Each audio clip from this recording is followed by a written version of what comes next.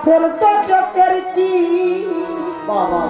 পাইব না নবীর সাফায়াত।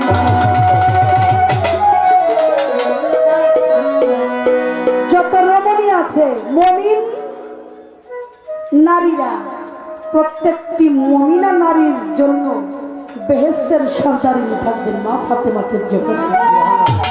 শুধু কি তাই, যারা মুমিন তাদের সর্দার থাকবে, মালিক থাকবে মাওলা আলী কারিমুল্লাহ ওয়াজহু, এবং যুবকদের সর্দার থাকবে ইমাম হাসান। বেহেশতে যাওয়া এত সোজা, এত সোজা। বেহেশতের মালিকই তো দুয়ারের মধ্যে খাড়া। তাদেরকে যতক্ষণ পর্যন্ত মহব্বত না করা হবে, এই পৃথিবীতে যে যত ইবাদত করুক চাইরা না দাম নেই। নবীরা হলে বা রাতের উপর যে বান্দার নাই মহব্বত,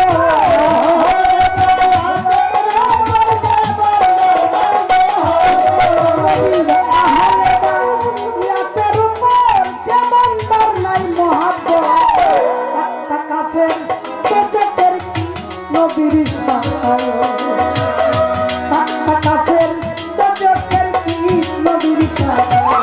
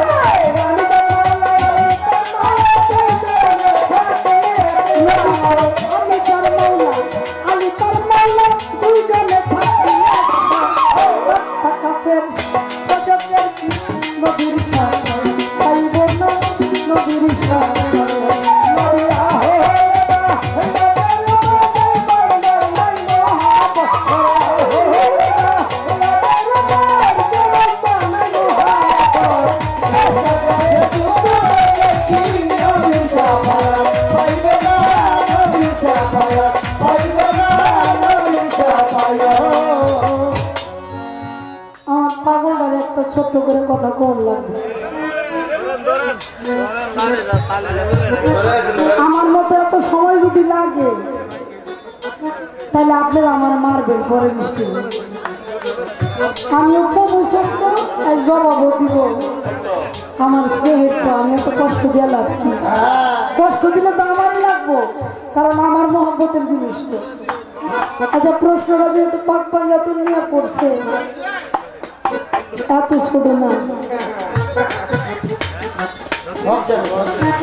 দয়াল নবী বলছে, মান কুনতুম মাওলাহু ফাহাজা আলিকুল মাওলা। আমি হইলাম এলেমের শহর, ওই শহরের দরজা হলো আলীর দুয়ার ছাড়া আমার জ্ঞানের শহরে, জ্ঞানের রাজ্যে প্রবেশ করতে কেউ পারবে না। আমি একটু জানতে চাই, মাওলা আলীও দুনিয়াতে নাই, আমার দয়াল নবীও দুনিয়াতে নাই, তাহলে জ্ঞানের শহরে ঢুকবো, দরজাটা পাবো কোথায়?